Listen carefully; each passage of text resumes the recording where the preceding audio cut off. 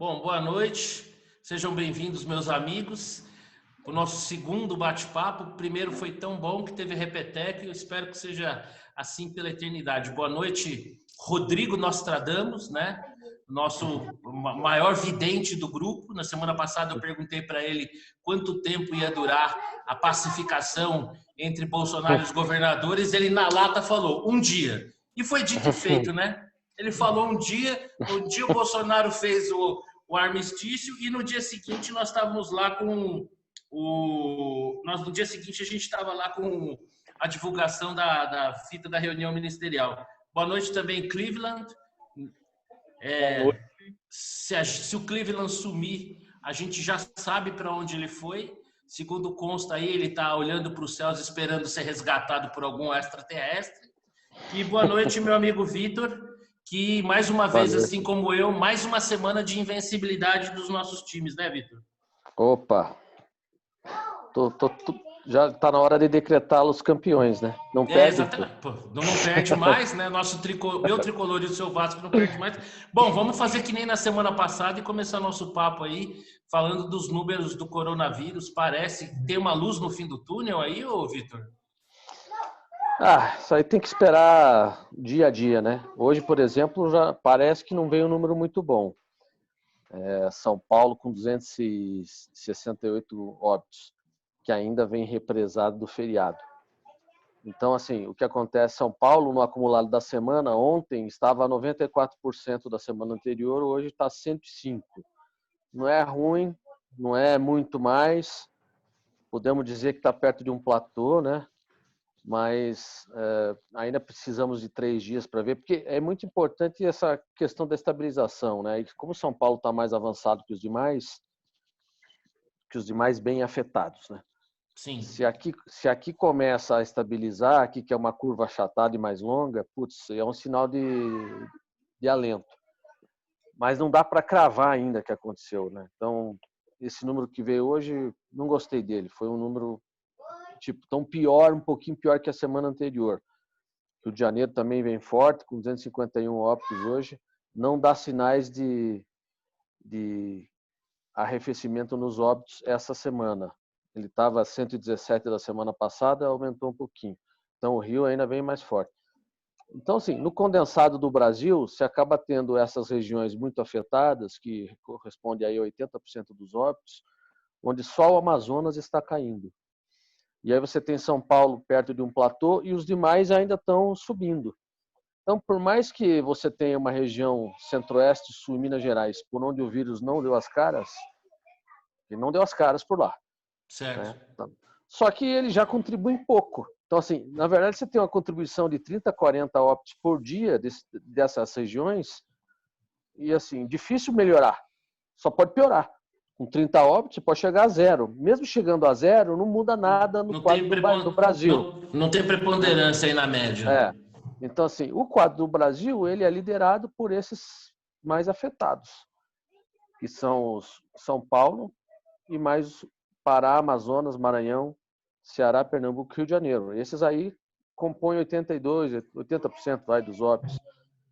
E ainda não houve sinais de alívio. Primeiro, tirando o Amazonas, né? Mas o Amazonas é um alívio que não conta muito, que o Amazonas está com quase 500 óbitos por milhão. Ele é um indicador compatível com Espanha, Itália, enfim, é um indicador horroroso. Então, tem que cair mesmo, né? Agora, São Paulo é que eu estou esperando uma guinada para baixo, e aqui o que acontece é que a capital já está caindo e o somatório do interior não. Então, fica esse, né, elas por elas. Será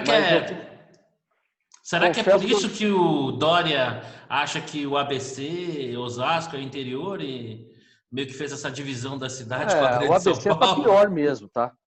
O ABC está pior que a capital. Então, assim, tem uma... Não sei se todo o ABC, mas algumas... Santo André parece que não, pelo menos. Eu vi o Santo André prefeito de lá bem bravo.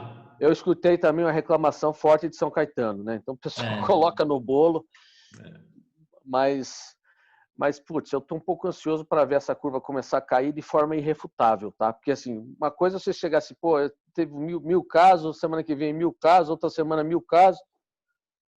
Não cai. Porque enquanto ela não cair, ainda teremos essas notícias aí, que o mundo está acabando. Mas você vai ver sábado, pode marcar, sábado manchete, Brasil supera a Espanha em número de óbitos. Vai superar, vai ser no sábado.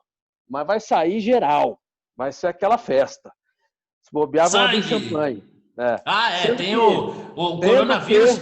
Eu tenho a sensação de que o coronavírus hoje está ali quase que colando com a torcida do Flamengo em tamanho. Já passou, né? Já Tem uma passou. torcida grande aí. E, se você olhar bem, a Espanha tem que ser comparada com o estado de São Paulo, tem a mesma população, não é com o Brasil. O Brasil vai passar a Espanha, né? Mas aí tem que saber aquelas operações bem profundas, né, e complexas da matemática, né, como multiplicação, divisão. Mas é um quadro, o nosso quadro ainda inspira cuidados, porque nós estamos ainda apesar de sermos 27 pedaços diferentes, o quadro consolidado ainda está na ascendente. Então nós não chegamos naquele platô e começar a cair. Mas assim, uma hora vai chegar. Aconteceu com todo mundo, nós não vamos subir indefinidamente, né? É uma certa agonia esse negócio. Espero que seja agora ou na semana que vem. Tem modelos aí do Sami. Aluno do nosso amigo aqui, né? Então, que é o orientado, né, do Rodrigo. Tá falando final de maio, começo de junho começa. Bom, tomara que dê certo. Eu ia comentar isso. Hoje eu vi um vídeo dele e ele falava exatamente isso. Até lembrei do Rodrigo, né? Ele foi ser orientado, né, Rodrigo? Você orientou? Eu co-orientei ele. Eu tô junto com ele aí num grupo aí tentando fazer esse tipo de previsão, mas eu ainda não posso dizer nada porque não tenho nenhum resultado. Nós estamos pensando assim, numa forma, vamos dizer assim, inteligente de retomar as atividades cotidianas, né? Não pode ser tudo de uma vez, não pode. Tem uma série de coisas que a gente tem que levar em consideração para ir retomando. Você chega a ter alguma impressão assim em relação ao que foi anunciado pelo governo de São Paulo nesse sentido, dessa retomada gradual? Faz sentido assim essa divisão tão concreta entre a cidade de São Paulo e o seu entorno tão próximo? Acho que não, né? Mas assim, tem um inside aí, parece que isso é para ajudar na eleição do Bruno. Bom, duvidar eu não duvido de nada. Essa semana a gente viu coisas aí que não dá para acreditar que aconteceram, né? Vamos falar um pouco disso, mas antes disso, né, o nosso bate-papo, o encontro é sempre bom, os assuntos que nem sempre são, né? São meio espinhosos. Então eu queria falar do Cleveland aí, que na semana passada falou das expectativas para a nossa economia, que ele estava até um pouco mais pessimista do que as projeções de mercado. E nessa semana aí a gente teve os números do CAGED aí que são meio assustadores, né, Cleveland? O que é chamar a atenção é que você, num mês que normalmente você tem admissão, você não teve admissão, né? Então, você deixou de admitir e teve uma primeira fase de demissões, né? Eu estou querendo aguardar ainda o mês de maio que vem pela frente, mas da semana passada para cá eu comecei a olhar alguns dados que me fizeram pensar um pouco melhor sobre as previsões que a gente estava fazendo aqui. E saíram resultados que todo mundo está vendo por aí, são resultados que têm a ver com a quantidade de comércio, são resultados que têm a ver com algumas credenciadoras, e os resultados estão mostrando, incrivelmente, uma recuperação mais rápida do que se imaginava, né? Putz, finalmente uma boa notícia, hein? Não é nenhuma maravilha, mas também indica que aquela catástrofe que eu estava olhando até a semana passada está me fazendo repensar um pouquinho e tomar um pouco mais de cuidado com esses números, porque a gente está vivendo alguma coisa ímpar, né? Não dá para prever o futuro. Eu tenho visto assim, soluções que é incrível. Por exemplo, o drive-thru num grande shopping aqui de São Paulo, né? Conheço uma pessoa que comprou uma calça pelo WhatsApp, combinou, a vendedora ficou ali na porta do WhatsApp, passou de carro, pegou e tal. Então, assim, as pessoas estão buscando, e mesmo as lojas, estão buscando tudo que é solução possível para ir tentar ficar boiando aí, né? Tentar sobreviver nessa transição. Só para concluir, eu acho que a semana passada eu tinha falado alguma coisa entre 7,5 e 11,5. Não é que eu ache que vai ser uma maravilha. Eu estou imaginando que vai ser alguma coisa em torno de 7,5. Então, não sei lá, mais 11,5, pelo que eu estava olhando nos dados, né? Se continuar desse jeito. O grande problema é que a gente não sabe quanto tempo esse fechamento vai perdurar, né? E a gente não sabe qual vai ser a reação das pessoas ao longo dos próximos meses, né? A gente precisa tomar um pouquinho de cuidado com isso ainda. É muito cedo para ter alguma conclusão definitiva. É aquela questão do novo normal, né? Mesmo com liberdade para tal, como é que as pessoas vão se comportar, né? Especialmente questão de restaurante, shopping center. Isso é uma coisa que realmente a gente vai ter que esperar acontecer para medir. Eu acho que o brasileiro é meio festeiro, acho que vai ter um sustinho inicial ali, mas logo vai estar todo mundo na rua de volta. Não sei se é torcida ou se é uma impressão, mas enfim, vamos ver. Bom, eu acho Mas que isso vai agora... depender do repique, né? Até a gente ainda não experimentou essa questão da segunda onda, então também pouco se sabe exatamente sobre como ela viria, mas dá para esperar. Vamos olhar a Europa, que vai acontecer, né? A Europa Sim, saíram da toca agora, estamos em pleno verão europeu, que para a Europa tem um simbolismo muito grande, as pessoas vão para os bares, enfim. Lá são 4 estações de verdade, então os 3 meses de verão são super valorizados e a turma vai se aglutinar. Então, se houver uma segunda onda, nós vamos perceber isso pela Europa. Está lá na nossa frente, já desceu o morro, está lá, aparentemente está tranquilo, saíram da toca e agora estão em pleno verão. Tenho amigos meus lá que falaram, o pessoal está mantendo aí o distanciamento, mas chega de noite e os bares enchem. Então, assim, até que ponto, né? Vai ter um repique, vai ser grave, não vai ser grave? Isso tudo nós vamos viver depois. Acho que a gente está olhando muito para o curto prazo, mas o que está me preocupando mais é o médio e longo prazo. O resultado, a duração dessa pandemia, o resultado sobre as contas públicas e o incentivo político que você vai ter para simplesmente deixar de lado tudo que deveria ter sido feito até então, né? As reformas estruturais e coisas do tipo. Então, o que me assusta, e eu acho que talvez um bom sinal para a gente começar a pensar, o vídeo da semana passada, não sei quem prestou atenção, mas a discussão entre o Guedes e o sim. ministro do Desenvolvimento Regional. Acho que todo mundo iremos falar, aliás, já aproveitando o gancho aí, esse era o nosso próximo papo aí, falar sobre essa reunião ministerial, e eu queria tomar uma liberdade com vocês no seguinte sentido, se a gente poderia dividir, né, esse papo sobre a reunião ministerial em 3 etapas, né? Eu queria, assim, a impressão de cada um sobre a própria decisão do ministro, né, de tornar público praticamente todo o conteúdo, porque até a parte que foi censurada ela é tão absolutamente presumível que é como se não tivesse sido censurada, né, especialmente na parte que diz respeito à China. Depois eu queria falar também em relação à reunião, o próprio conteúdo da reunião, né, e depois comentar, né, a estratégia do Moro de querer tornar a reunião pública, qual foi o efeito disso, qual é a impressão de cada um. Então, eu queria aí a impressão de vocês, a princípio, falar isso, o que vocês acharam da decisão do ministro Celso de Mello de tornar praticamente pública a íntegra, né, da reunião. Quem que começa? Começa, é um absurdo, né? É uma reunião de Estado, de governo. Havia informações lá que são de governo, são sigilosas, né? Aquilo lá vulnerabiliza as condutas dos ministros e tudo. Foi um absurdo. Aquilo lá é impensável. É impensável. É uma completa irresponsabilidade do ministro. Eu fico pensando assim, né? Eu não sou operador do direito, mas sou um curioso, né? Como em tudo que procuro me informar e tal.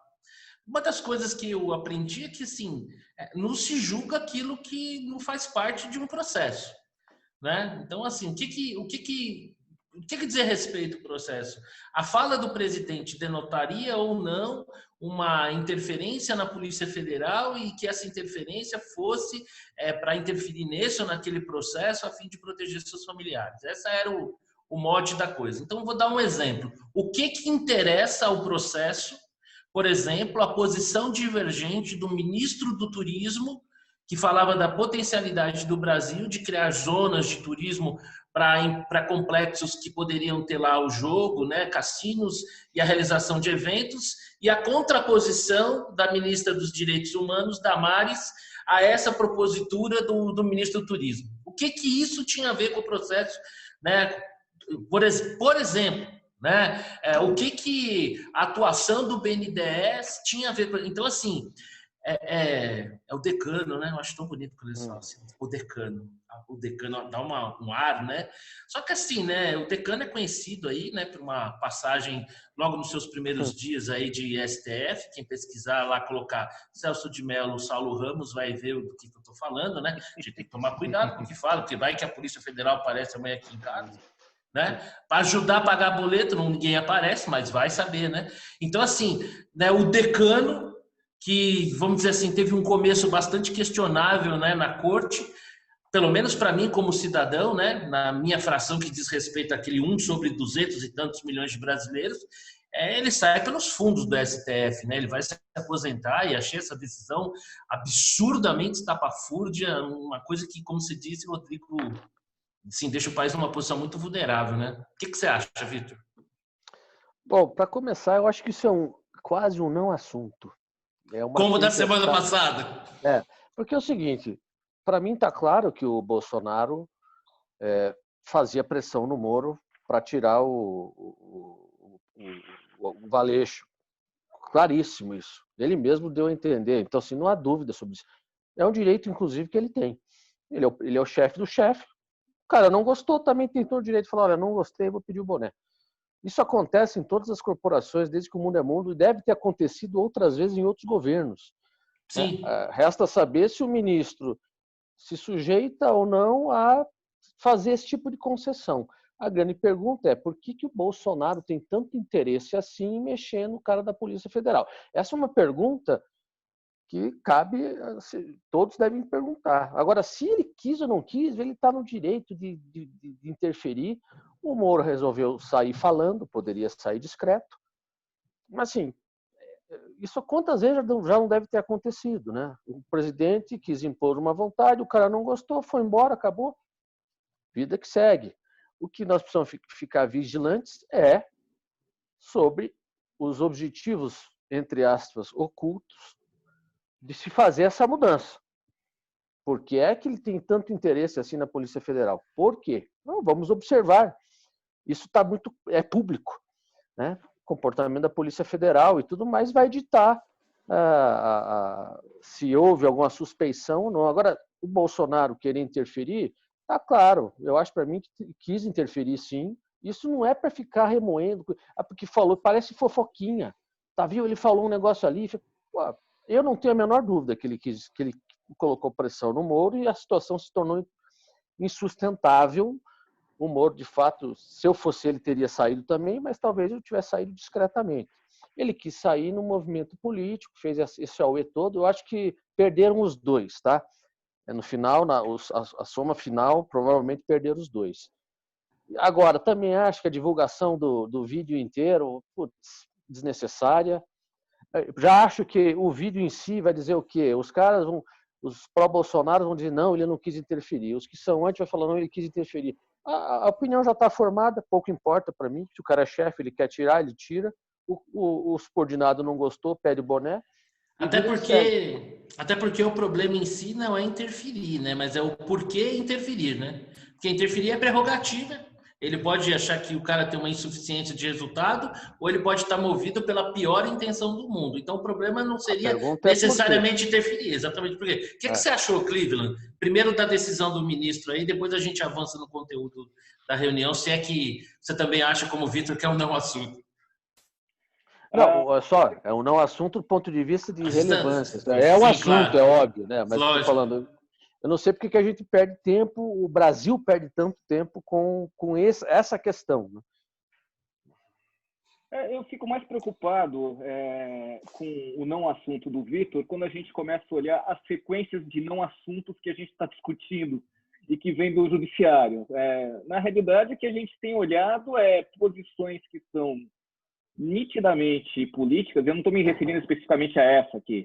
Se você olhar para o Supremo, volta e meia tem um ministro que está tomando uma decisão, de repente toma outra, quando vê algum colega próximo e assim por diante. Então, você não consegue minimamente formar uma jurisprudência sobre assuntos específicos. E no caso em particular, o que me deixou mais preocupado é você simplesmente escancarar uma reunião ministerial. Eu acho que quem já participou de alguma coisa do tipo sabe que se discute de tudo e de todo jeito lá. E é uma coisa complicada. Se você não puder falar abertamente o que você pensa, se você não puder discutir abertamente num momento desse tipo, fica difícil, porque as pessoas vão falar como? Vão falar uma por trás da outra, vão tentar falar os bastidores. Eu acho que teve erros de todo lado nessa história, mas o que me incomoda mais primeiro, a falta de direção norte jurisprudencial do Supremo, e segundo, o fato de que você abre uma fita, mas se abre de uma maneira contraditória, inclusive, porque você tira coisas que estavam explicitamente sendo ditas sobre a China, por exemplo, mas ao mesmo tempo você coloca a fala do Paulo Guedes, que é nítido que ele está falando da China. Então, não tem o mínimo sentido. Então, você não fez nenhum filtro. Nem isso você fez. Você falou A que fez o filtro, censura, mas não fez o filtro. a censura é tipo assim, eu falar, vai tomar no pi. O que será que eu estou querendo dizer, né? Então, quer dizer, realmente foi ridículo, porque se a ideia não era comprometer as relações dos países, aquela censura realmente foi assim, a meu ver, ativismo judicial que chama isso aí, né? Mas eu acho que o objetivo do vídeo, no final, não deu certo, porque ele favoreceu foi ao contrário. claramente. Claramente favoreceu o Bolsonaro. Isso que eu queria também falar. O que você acha? Bom, eu acho que agora, temos um consenso aqui, né, que realmente essa decisão do ministro foi absurda. Mas agora eu queria falar assim, um pouco mais do conteúdo específico da reunião.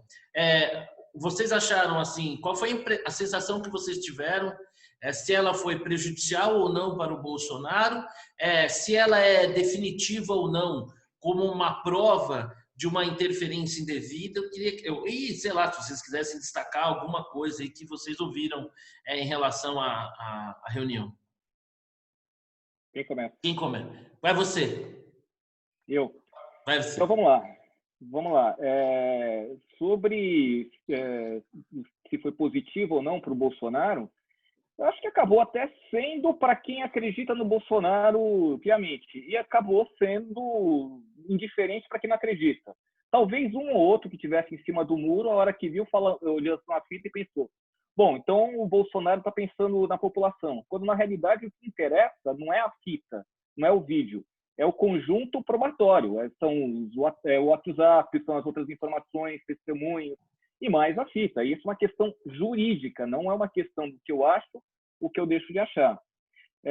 Sobre o conteúdo da reunião, e aí eu queria tocar nesse assunto que eu acho que é muito importante, essa dissidência claríssima entre equipe econômica, eu falo Paulo Guedes, se você olha para o ministro da infraestrutura, que ficou um pouco no meio do caminho, mas se você olha o presidente do Banco Central, o presidente do BNDES, e, do outro lado, o ministro do Desenvolvimento Regional, da Integração Regional, até perdi o nome. Rogério Marinho, na realidade é nítido. O Rogério Marinho ficou claramente incomodado. E aquela reunião é nítido também que ela foi armada, no bom sentido, para que as partes acertassem as arestas. E o que a gente viu é que as posições são nitidamente antagônicas. E o Roberto Marinho, Rogério Marinho. O Rogério Marinho está com uma visão de vamos gastar, a gente pode gastar, vamos aproveitar, pegar 10% dos 600 bilhões que a gente vai ter que injetar na economia para salvar um monte de empresas e vamos sair gastando com rodovias. e vamos colocar esse dinheiro passando por onde? Pelo DENIT, e vamos botar mais combustível na fogueira. E isso é que mais me preocupa, porque ao invés de você gastar no lugar certo, você está voltando aos hábitos antigos, e os favorecidos são sempre os mesmos. Isso que me preocupa de fato. Então, Cleveland, você acha que está sendo nutrida internamente um antagonismo entre uma ala mais liberal e uma ala mais desenvolvimentista?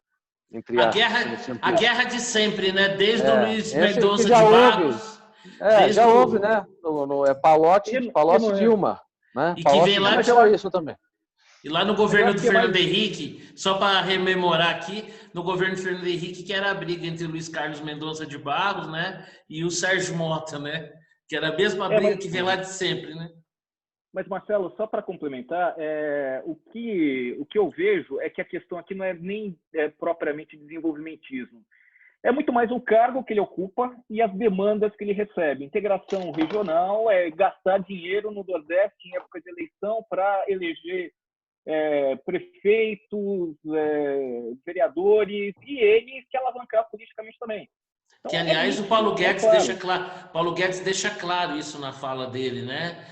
Das pretensões eleitorais de quem quer que seja e tal. Eu fiquei com uma sensação de que nesse antagonismo que também a mim chamou atenção e que é mal, porque assim, né? É impressionante que uma vez que essa reunião tenha se tornado pública e que tanta coisa houvesse para se destacar, que o que tenha ganho as manchetes, por exemplo, seja a fala da ministra Damares dos direitos humanos lá, que ia prender governador e prefeito, e se os governadores e prefeitos desrespeitarem direitos humanos, que eles mais sejam presos mesmo, né? Ou então a fala do ministro lá do meio ambiente, vamos aproveitar aí que estão dando um refresco para a gente, quem puder passar aí uma medida ou outra sem a necessidade, sem a gente apanhar muito da mídia, vamos aproveitar. Quer dizer, que a meu ver são assuntos assim menores, acessórios, quando diante, por exemplo, de uma questão como essa, que você colocou muito bem, da própria fala do ministro da Infraestrutura, que me pareceu assim muito equilibrado, um cara muito ponderado, acho que uma peça fundamental do governo, no sentido de dar materialidade a esse governo nas demandas que a gente tem. Assim, gostei muito da fala da ministra da Agricultura, traçando assim um quadro bastante positivo da nossa independência no setor agrícola, exceção feita ao trigo, mas uma questão que já está sendo encaminhada. E é impressionante, né? Assim, para mim ficou essa sensação que diante de tanta coisa rica para ser explorada, para elogiar ou mesmo para criticar, a imprensa, como é que a imprensa se conforta com o raso, né? Como é um sensacionalismo, é o clique, e o que talvez de fato devesse, uma vez que a reunião que não deveria se tornou pública, ser discutida, não foi discutida, né? É uma coisa assim meio assustador. O que você acha, Rodrigo? Olha, Rodrigo, não, tô aqui.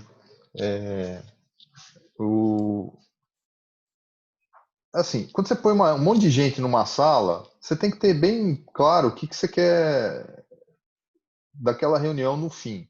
Para mim não ficou claro qual era o objetivo. Se era só apresentar um plano, não precisava ficar 2 horas falando, né? Então, o que me incomodou, assim, que eu acho que assim, as pessoas têm tempo limitado, as pessoas estão lá, assim, assim, eu achei, cara, 2 horas inútil. Não foram, porque assim, se você tem uma reunião, como é que você faz? Você faz uma pauta, depois você tem um objetivo e no fim você distribui as tarefas. Quais foram as tarefas distribuídas? Ali, pelo que eu vi na reunião, teve uma única tarefa, que era cada ministério nomear um representante, indicar alguém que a partir dali se reuniriam em grupos de trabalho. Então foi, exatamente. Eu acho que o que aconteceu ali, assim, a reunião tinha esse tema, né? Tinha essa, olha, vou apresentar aqui o programa para vocês escolham cada um ministro. Mas também, uma vez que você dá a palavra para os ministros, cada um mandou seu recado, uns falando da sua própria pasta, outros falando de outras questões, como o ministro da Educação, né? Que é uma fala que está sendo muito contestada, como um ataque às instituições, mas que a gente nunca pode deixar de ter em mente que era uma fala privada, né? Será que nós aqui, todo mundo, se tornasse pública todas as nossas falas, né? Quem de nós estaria talvez em melhor condição que o ministro? E aí também eu acho que aquele puxão de orelha do Bolsonaro, geral, né? Mas muito canalizado no Moro também, no sentido de abraçar, né? a sua plataforma, defender um pouco mais o seu governo, coisa que realmente assim o Moro não fazia com muito afinco. E avançando um pouco, assim, como uma estratégia do assim, o Moro saiu, né? Ele saiu com a demissão dele, foi o país parou para ver aquela demissão. Assim, ficou muito claro que ele tinha ali, a meu ver, né? Ele fez ali uma acusação, né?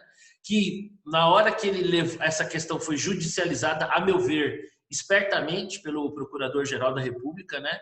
Que a partir do momento que ele transformou um problema que até então era político num problema judicial. E na hora que aquele problema foi transformado num problema judicial, o Moro disse que não acusei ninguém de crime.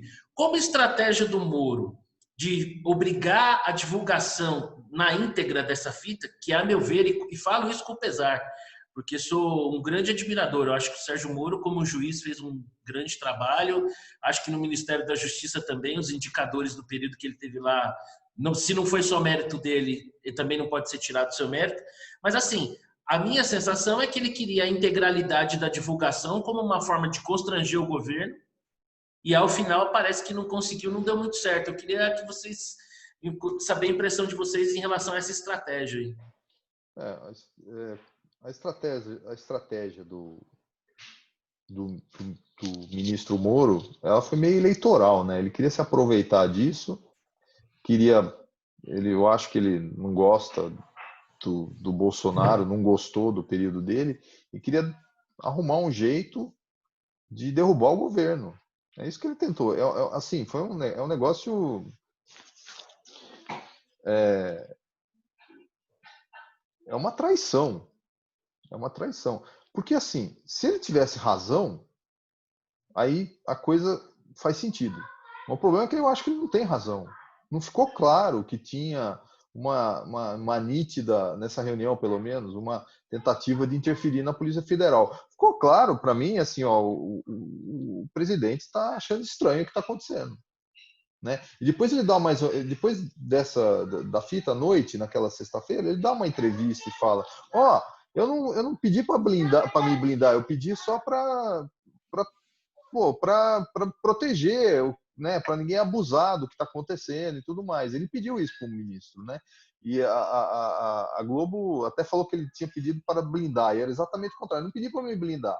Então, assim, eu acho, assim, como leigo, a minha impressão é boa, quer dizer, ele não estava tentando interferir para se beneficiar. Mas eu não sei, né? Às vezes tem coisas que a gente não consegue perceber. Eu fiquei com uma boa impressão nesse momento. Ele pedindo no fundo, ele está pedindo para os ministros para defender o governo, e aparentemente os ministros não estão defendendo como deveriam. Eu acho que faz parte do presidente, do chefe ali, falar: pô, se vocês não querem defender o governo, vamos embora, pô. Muita gente chamou a estratégia do Moro de uma bala de prata. Para mim, se era uma bala de prata, não pegou nem de raspão. O que você acha, Cleveland, da estratégia do Moro? Pois é, vamos lá. Eu não vou fazer juízo de valor sobre quem está certo ou quem está errado.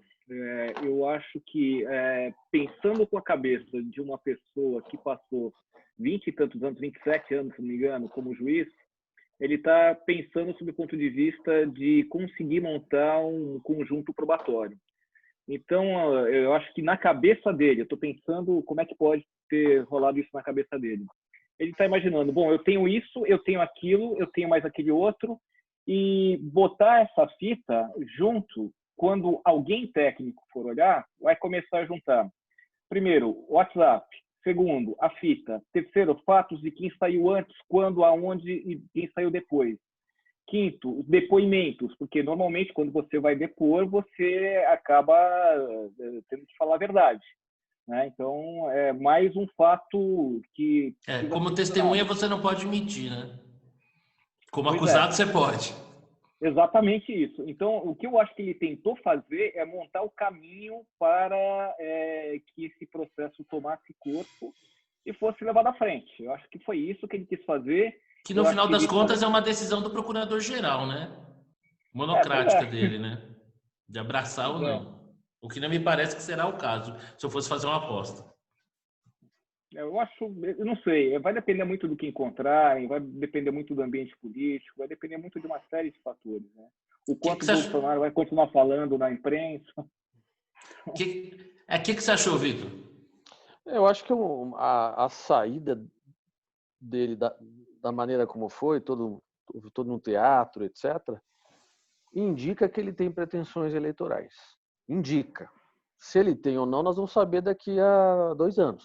Porque se o Moro, em 2022, não é candidato a nada, então todas essas teses estão furadas, né? Mas é uma saída típica de quem tem outros objetivos. Do contrário, poderia ter saído mais discretamente. E, assim, sobre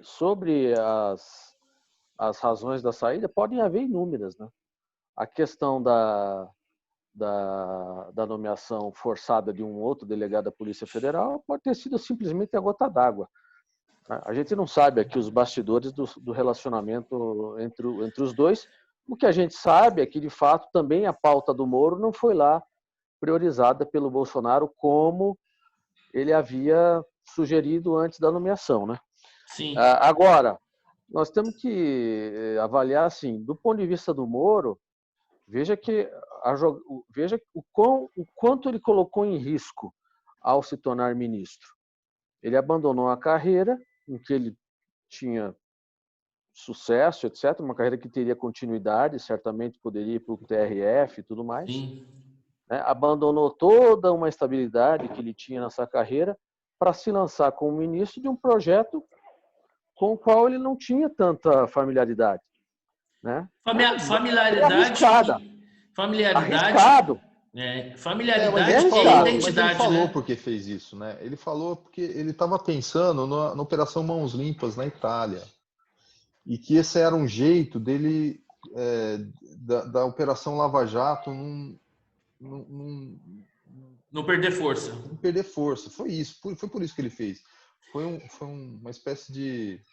Então, é isso que você está falando, Rodrigo, que me fez assim cometer um erro crasso.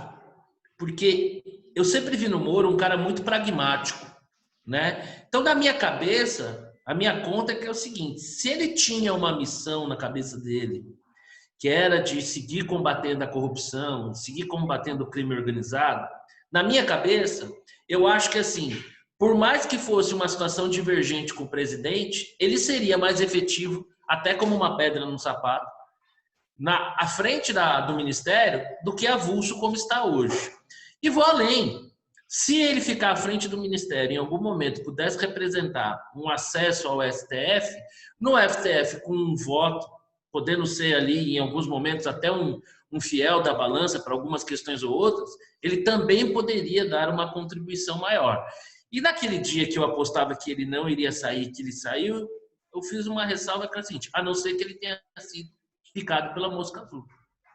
E aí, quando você começa a ver os tweets que ele tem colocado, ele que não era tão frequente assim no tweet, e agora que ele não está mais à frente do ministério, eu vou indo aí meio na direção do que o Vitor falou, e até assim com certo desapontamento, porque eu acho que qualquer cidadão pode ter legitimamente ambicionar chegar à presidência da República. E, obviamente, que ninguém é candidato de si mesmo, então ele não precisaria assumir isso. Mas talvez uma postura não tão hermética, da forma que... Então, assim, algumas coisas para mim, que como um leigo, como um cidadão, sempre fui muito admirador dele, algumas coisas não me soaram bem, entendeu? Aquela divulgação da conversa dele com a Zambelli, que algumas pessoas disseram, não, ele fez aquilo em defesa, mas se era em defesa, e se ele é um cara que defendeu a divulgação da íntegra da reunião ministerial, ele que tivesse divulgado na íntegra a troca de mensagens com ela, e ele pegou só um pedacinho. Então tem algumas coisas aí no meio do caminho, que pelo menos a meu ver, eu acho que se ele tinha uma estratégia, se ele queria dar uma bala de prata, se ele queria ferir o governo, essa divulgação, a meu ver, assim, essa divulgação integral da reunião com o ministério, para mim... Foi tipo contratar o Celso de Mello para marqueteiro político aí da campanha da reeleição do Bolsonaro. Pode ser também que a gente esteja aqui elucubrando teorias e não seja nada disso. Pode ser também, você imagine, por exemplo, o cara, a dificuldade de adaptação. O sujeito passou 25 anos como juiz, senhor do seu próprio mundo, não tem que negociar com ninguém, não tem que falar com A, com B, com C, recebe a sentença acabou, pode ser corrigida em instâncias superiores, ele não tem nada a ver com isso. Essa é a vida do juiz. Aí você vai para o ministério, onde você tem uma alta popularidade, etc., mas daí você tem que negociar com o Congresso, você tem que negociar, você tem lá uma dezena de stakeholders, aquilo que você quer fazer não sai do papel, você tem que trabalhar em equipe, há outras prioridades do outro poder, enfim, é uma confusão desgraçada. Em cima disso tem um chefe que é meio louco, né? O cara tem uma outra agenda, enfim, de repente ele não aguentou, falou, quer saber? Você acha que é tudo muito mais simples? Tudo muito mais de repente, simples. você quer saber? Não aguento isso não. Na iniciativa privada ele vai fazer lá o pé de meia dele, ele também não precisa do... Sim. Então, a gente não sabe o que passa pela cabeça do sujeito, estamos achando aqui que ele tem aspirações eleitorais. Pode ser 2022 simplesmente... vai nos dizer, 2022, se não sair nada, estava tudo errado. Pode ser que simplesmente dois bicudos não se beijam. Pode isso aí, ser, Cleveland? Pode ser. Não, eu acho que o negócio é mais profundo, é mais complicado. Eu acho que ele entrou acreditando que ele pudesse levar à frente todas as ideias dele. Ele logo de cara começou a ver que não seria tão fácil, mesmo porque ele não tinha apoio. Questões básicas, ele perdeu todo o apoio. A história do COAF de ir para a justiça, foi parar no Banco Central. Outras questões no Congresso, ele não teve apoio político no Congresso, isso ficou nítido. E mais recentemente a gente viu o Centrão querendo entrar, e está entrando com tudo, e o Centrão não tem nenhuma vontade de ter um ministro como o Moro por perto, né? Ao contrário, a última coisa que quer é o Moro por lá. E independente de todos os problemas que o Moro tenha, eu acho que ele foi se desgastando, cansando aos poucos, e essa história da Polícia Federal foi a pá de cal que faltava. Do tipo, você me tirou isso, você me tirou aquilo, você não me deixa fazer isso, não me deixa fazer aquilo, o que eu tenho para fazer aqui? Eu vou embora. Aí, daí para por que ele entregou é outra questão. Por que ele abriu o jogo é outra questão. E é direito dele também, né? Obviamente inquestionável. Eu não estou feliz, não estou conseguindo ter sucesso, não tem identidade. Ok, eu vou sair. A meu ver, eu só questiono assim. Eu acho que teve alguns erros aí nesse processo. Só uma observação. O que eu achei meio ruim nessa história toda é assim: se o Moro não estava desempenhando bem o papel dele, ou pelo menos não estava atendendo às solicitações do presidente, por que o presidente não mandou ele logo embora? Não sei por que preservou o Moro para chegar numa situação em que o Moro sai como protagonista. Acho que é um ônus muito grande, né? Também acho. Mandar o Moro embora é um ônus muito grande. Então, assim, eu acho que ele meio que emparedou. Na prática, ele mandou ele embora, né? Porque se você de fato coloca a pressão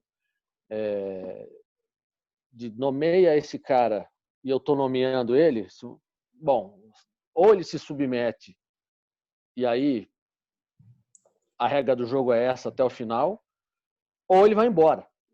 Essa fritura é muito comum, né, na iniciativa privada. Então, assim, não manda o cara embora, mas deixa ele no corner e ele pede as contas. E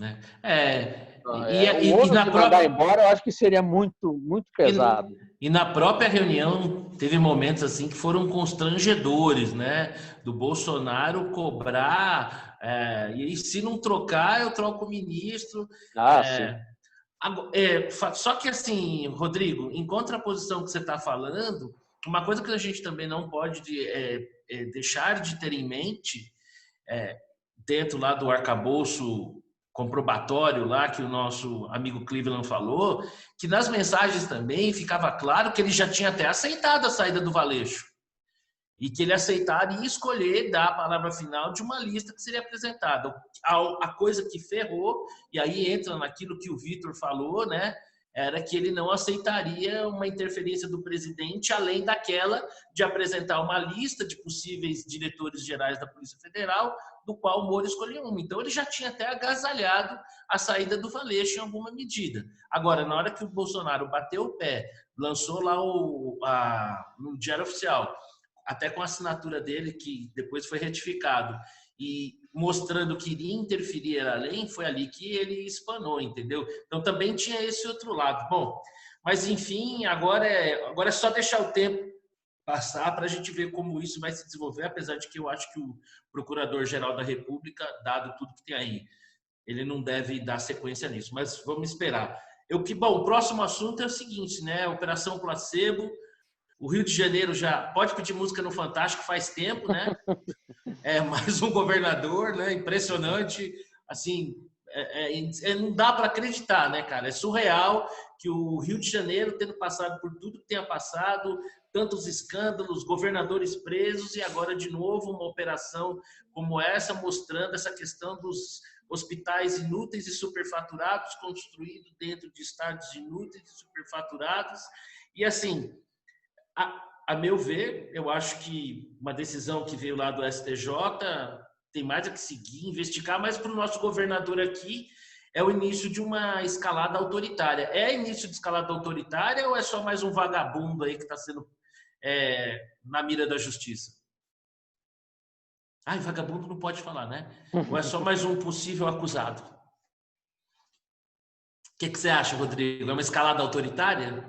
Não, assim, tem indícios de que teve o superfaturamento, tem indícios de negociação com a esposa do governador, né? Tem que apurar. Aí a gente vê o que dá nisso, né? O que eu acho meio estranho é que esse governador era juiz antes, não era isso? Não era juiz. Sim, exatamente. Assim como o Dória se abraçou ao Bolsonaro para ser eleito, apesar de que ele disse que ajudou o Bolsonaro a se eleger, talvez aí um dos maiores problemas de excesso de autoestima que a gente já tenha visto aí no passado recente. Não sei, eu acho que tem que apurar, ué. Tem indício, parece que tem indício bom, né? Tem indício forte, sim. Então tem que apurar, não tem escalada autoritária. Eu acho que isso daí foi, se eu não me entendi bem, foi o STJ que autorizou a operação toda, né? Então... Há mais ou menos uns 5 dias antes, tinha sido tornado público um grampo, né? Onde um cara já que é figura conhecida de um instituto IABAS, né, que já vê outros processos em que o conteúdo daquela conversa apontava na direção do governador, que obviamente, como todo cidadão, é presumivelmente inocente. A mim assusta que diante dessas evidências, né, o governador de São Paulo, ao invés de ter uma postura um pouco mais ponderada no sentido, olha, se existe uma dúvida, que ela seja investigada, que quem quer que seja acusado tem o direito de se defender e que prevaleça a justiça, ele veja numa operação autorizada pelo STJ, em que o papel da Polícia Federal não foi outro que senão executar uma ordem judicial, e chamar isso de escalada autoritária, né? Assim, porque a corrupção em si ela já é deplorável. Agora, corrupção, superfaturando, hospital de campanha no meio de uma pandemia, é como se fosse uma psicopatia levada a um nível... O que você acha, Cleveland? É até difícil falar, né? Rio de Janeiro... E a escalada autoritária? Não, é difícil você falar que é escalada autoritária se você tem um judiciário junto, tomando decisões e mandando fazer a busca e apreensão. Então, eu acho que a gente tem que tomar um pouquinho de cuidado com isso também. O grande problema é que é tanta gente falando tanto ao mesmo tempo e com tanto ruído sendo gerado que tudo vira razão para tudo.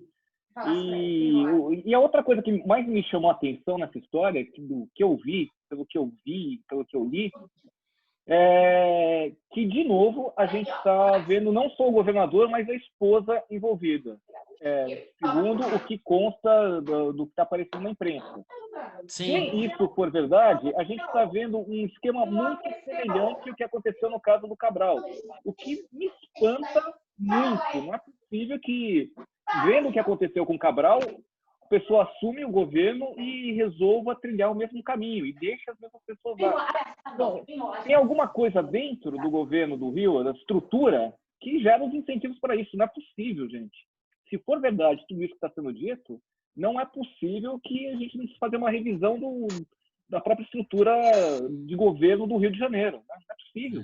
É assustador, né? Assim, a quantidade de governadores presos, o nível dos escândalos, o quanto isso repete. Meu amigo vascaíno, você ficou por último para falar do Rio de Janeiro aí. Faz parte do job description, do plano de carreira. Chega lá no governo, depois uma temporada na penitenciária. Só dá para dizer o seguinte, o que salva no Rio é a invencibilidade do Vascão. É isso aí. Mais de 2 meses sem perder. Vamos pro próximo papo aí. que foi o que, dessa semana mais recente, essa questão aí da ordem que foi expedida, né, contra alguns blogueiros, empresários e até deputados, por conta desse processo que existe no Supremo Tribunal Federal, instaurado de ofício pelo seu presidente Toffoli, e que tem aí como relator o Alexandre de Moraes. Eu queria uma impressão de vocês aí sobre essa operação, Polícia Federal apenas no papel de executar uma ordem judicial. Queria uma impressão aí do que cada um de vocês está achando de tudo isso. Quem começa? Vai você, Vitor? Olha, eu acho isso... Primeiro que, assim, há inúmeras inconstitucionalidades nesse processo. Eu nem sou jurista, mas já li a respeito. Então, ele começa, sua origem começa numa fake news que nunca foi fake news, que foi a reportagem da Cruzoé. Foi lá essa concepção desse processo, depois foi atribuído arbitrariamente do Toffoli para o Alexandre de Moraes, e aí a coisa começou a tomar um corpo. E não foi nem por sorteio, né? Foi na mão grande ali, né? Onde o STF assume o papel de investigador. E para quem não sabe, a matéria da Cruzoé é aquela que falava do amigo do meu pai, né? E a questão, assim, por mais que é óbvio que essa questão dessa propagação, disseminação de fake news deve ser combatida, muito embora eu acho que é livre-arbítrio das pessoas avaliarem o que é certo e o que é errado. Você não pode determinar o que alguém vai ler, o que alguém não vai ler. Eu acho que isso é um dilema no mundo moderno, já que a velocidade da informação, a propagação da informação hoje é incontrolável. Então, como é que você vai determinar o que alguém lê, o que alguém não lê? Isso já começamos a transcender para a censura, né? Muito embora seja algo deplorável, a questão dos robôs e tudo mais, isso deveria ser combatido de alguma maneira, se criar algum tipo de arcabouço legal à parte, mas não cabe ao STF extrapolar o seu papel como tem feito, né? Eu acho que cada macaco no seu galho, né? E aqui cabe também se questionar quais são as segundas intenções do processo. Se existem segundas intenções, quais são, né? Porque é muita confusão para um país só. A gente vive uma crise sanitária, uma crise econômica, uma crise política e agora flertando com uma crise institucional. Nossa Senhora. Deleta a gente precisa 2020. se benzer, né? O que você acha, Cleveland? Eu vou parodiar. Vou fazer uma menção a uma certa ex-presidente de um certo país. Eu estou achando que está todo mundo muito certo e todo mundo muito errado, mas no final das contas está todo mundo muito errado. Porque haja confusão. Eu acho que as coisas começam lá de trás, tá? Eu não estou falando de 1500, não. Estou falando da própria lógica de você ter a possibilidade de pessoas que trabalharam dentro da AGU, dentro do governo, irem direto do governo para dentro de um tribunal superior desse nível. Assim, você já tem um ambiente propício para ter uma contaminação política ao longo do tempo. Mas pior do que isso, o que o Vitor falou é muito claro. Como é que você pode ter, ao mesmo tempo, uma pessoa que se sente ofendida, é a pessoa que define como é que vai ser o inquérito, define quem vai investigar e, ao mesmo tempo, quem vai investigar pode ser quem vai julgar e a pessoa que se sente ofendida também. Ou seja, é uma mistura, é uma bagunça que é inacreditável. E, de outra parte, se a gente olha o conteúdo do que buscaram, do que acharam também, é assim, algo estarrecedor, né? Fora essa menina, que eu nem sei o nome, ela ainda faz o favor para o Supremo de ir para frente do Supremo para falar aquele bando de coisas que eu não sei nem como é que eu posso qualificar aquilo.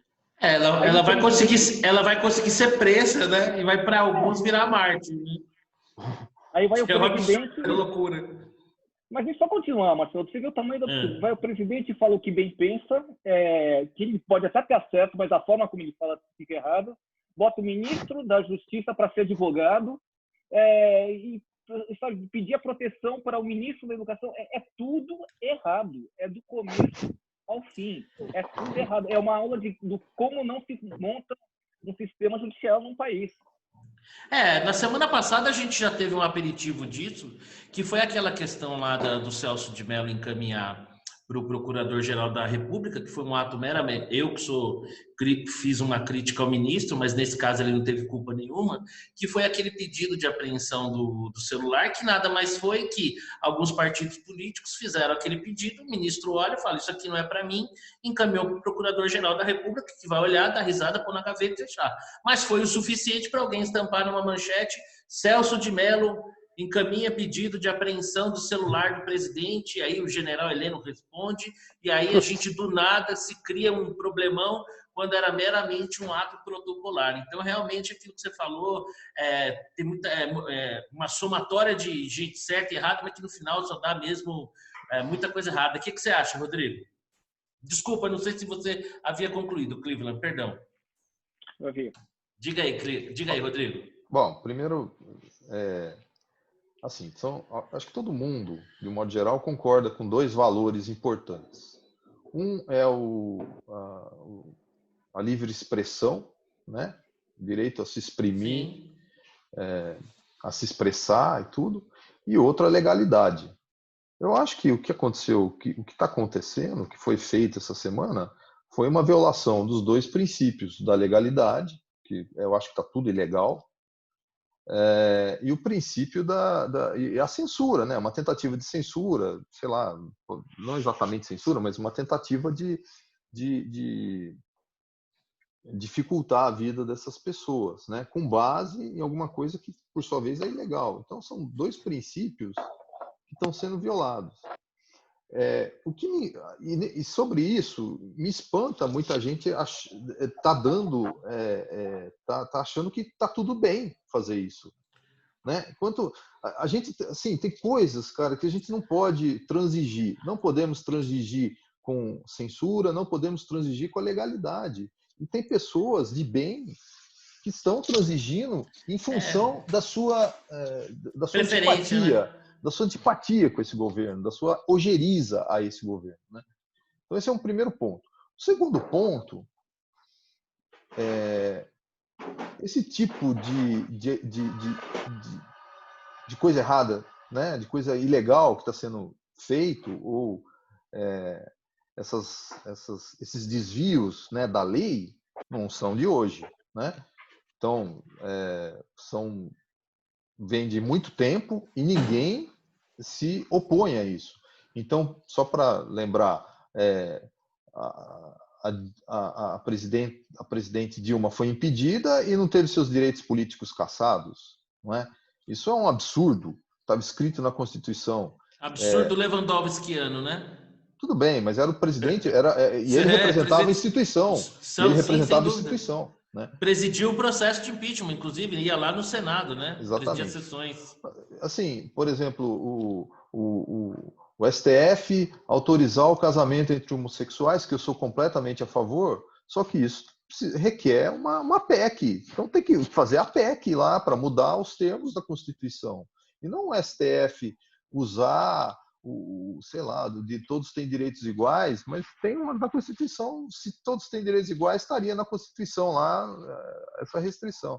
Então, meu ponto, daí eu falo o terceiro, é o seguinte: caberia ao presidente do Senado, se ele pudesse, porque eu tenho minhas dúvidas se ele pode, chegar e falar assim para o STF, assim não vai continuar, né? Caberia ao presidente do Senado fazer esse tipo de papel e falar: ó, o que vocês estão fazendo é ilegal, não vai prosseguir.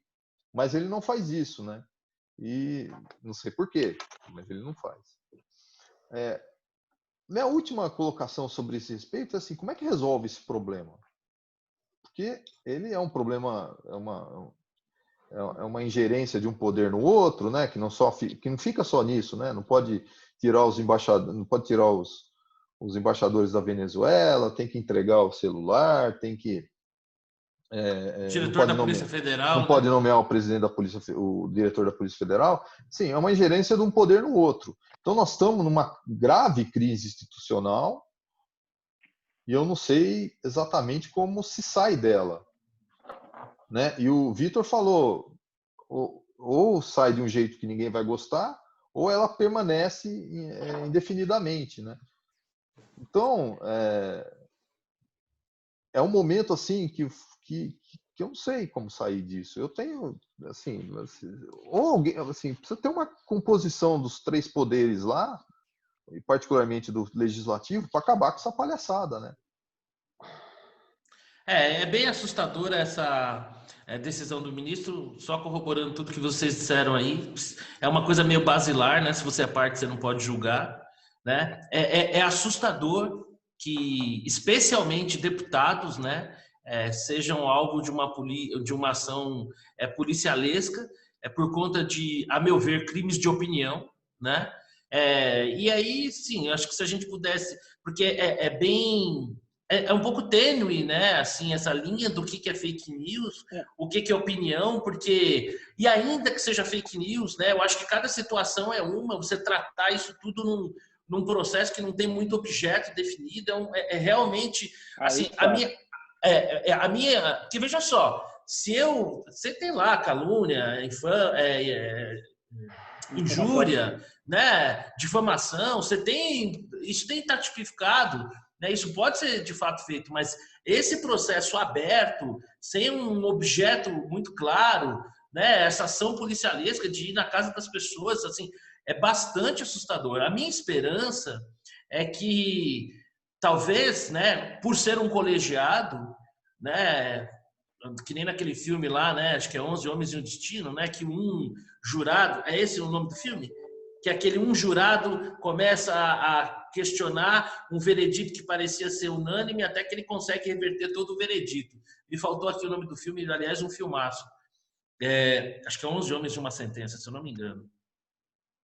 Que alguém lá, em algum momento de lucidez, né, talvez a ministra Carmen Lúcia ou o Fux, falou, galera, peraí, cara, vocês estão levando um negócio lá, depois vocês não reclamam aí que vocês estão avançando um sinal, né? Porque se nós, como cidadãos comuns, que não somos operadores do direito, temos essa convicção tão clara, tão cristalina de um processo tão absurdo, né? Quer dizer, olha que ponto que esses caras estão chegando. E isso num país em que as pessoas sabem o nome dos 11 ministros, mas não sabem escalar a seleção brasileira. Né? Então, acho que tem que ter um cuidado grande aí, né? Essa questão, por exemplo, eu tenho, só para dar um exemplo, por exemplo, o que é uma fake news? Né? Sensíveis à pandemia, ministros do STF abrem mão de privilégios, tiram lagosta do cardápio, né? E abrem mão em prol de verbas para o combate à pandemia. Isso é fake news. Né? O que é opinião? Opinião é, por exemplo, eu como cidadão brasileiro tenho vergonha da atual configuração do STF, né? Então, acho que acho que nós estamos novamente aí convergindo as opiniões, que deve ser a opinião de muita gente, que talvez ali no momento talvez não fosse o lugar correto, mas no momento de desabafo foi o que o ministro da Educação falou. Marcelo, só para completar, eles pegaram o regimento interno que era para resolver uma questão que eventualmente poderia acontecer dentro, fisicamente, do Supremo, e estenderam isso em primeiro lugar. Muito bem lembrado. Segunda coisa, só para a gente fechar esse assunto, é que qualquer ministro pode se sentir ofendido. Ele tem o direito de processar a pessoa, mas vai processar na instância comum. E terceiro, se é um problema que envolve questões eleitoral, isso deveria ter sido encaminhado ao Tribunal Superior Eleitoral, porque envolveria, eventualmente, uma mudança no comportamento das pessoas a partir de uma, entre aspas, quadrilha que criou fake news para isso. Então, você deturpar o processo competitivo eleitoral. Era para outro lugar. Não poderia estar lá de forma alguma, principalmente da maneira como eles fizeram.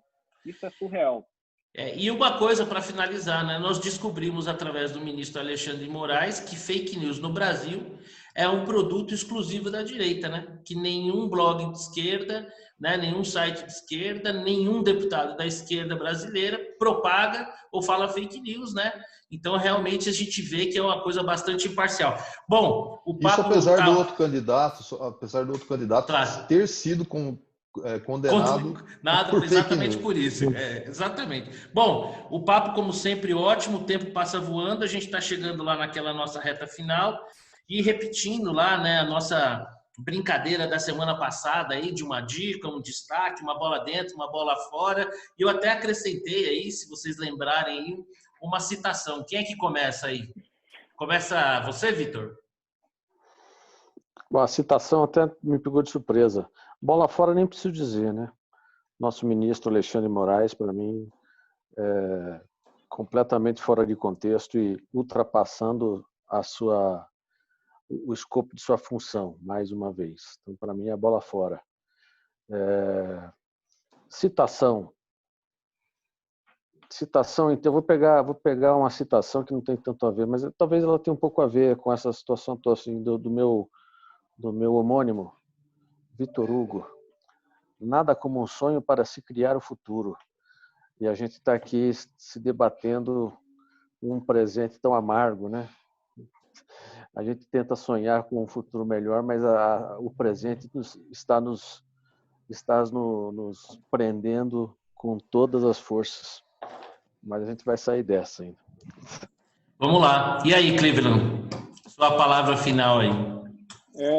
Bola fora, eu poderia dar várias, passando pelo Dória, Bolsonaro, o ministro do Supremo, o Trump. Mas me chamou a atenção uma coisa que aconteceu, se não me engano, ontem, algo que me incomoda muito, que não sei se vocês chegaram a ver, aquele caso nos Estados Unidos de um policial que botou o joelho no pescoço, e isso me faz lembrar que racismo assim continua, é algo inaceitável, algo inadmissível. Aqui não é ser politicamente correto, mas é simplesmente o fato de que a gente observa isso, volta e meia, isso precisa acabar. Bola dentro, difícil, hein? Bola dentro, nem futebol a gente tem para ver, não consigo pensar. Talvez o ET que passou aqui em cima e resolva me abduzir, eu posso falar que é uma bola dentro, porque nessa confusão total. E a frase, acho que eu vou citar Roberto Campos, né?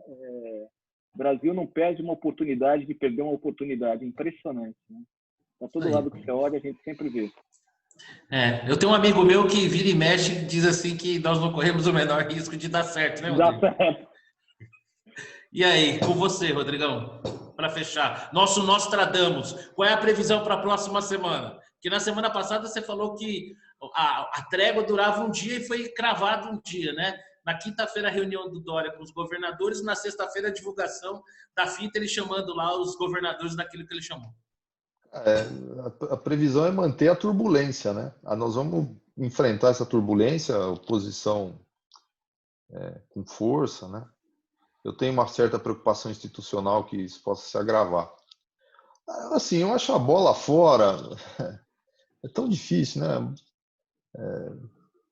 Sei lá, voltar, eu acho que assim, essa volta, né, essa flexibilização que o Dória está promovendo, eu acho meio bola fora, eu acho que ainda não é hora. Tenho essa impressão, que ainda não deveria acontecer. Acho que deveria esperar um pouco mais. Né? Eu acho que nós não estamos ainda a pandemia ainda está aí, está vitimando muita gente, então eu acho que eu esperaria um pouco mais. Eu acho que isso foi meio uma bola fora, mas né, é difícil dizer.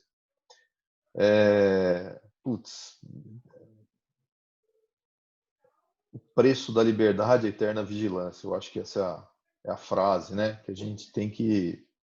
Eu acho que está falhando a vigilância aí com relação às atitudes, às medidas aí do STF. Está faltando vigilância, está faltando quem pode tomar uma atitude, né?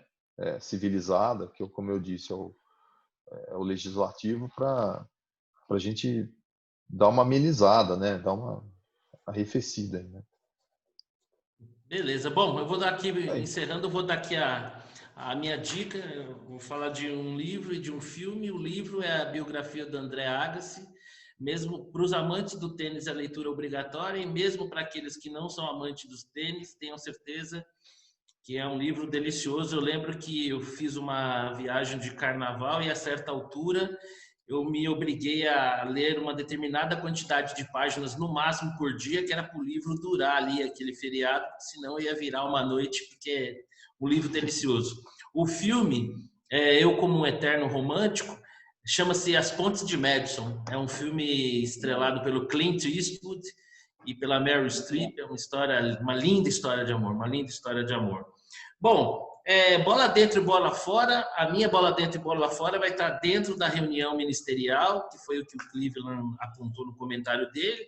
Eu acho que a bola fora é do nosso ministro Rogério Marinho tentar insistir numa fórmula que a gente sabe que está mais do que, né, que nunca vai dar em nada certo. E a bola dentro, para mim, foi a forma enfática e muito direta que o ministro Paulo Guedes criticou aí essa postura. Então, eu coloco a minha bola dentro e minha bola fora. E a minha citação aqui, vou fazer uma homenagem ao meu saudoso pai, que sempre dizia para mim que batalha sem luta é vitória sem glória.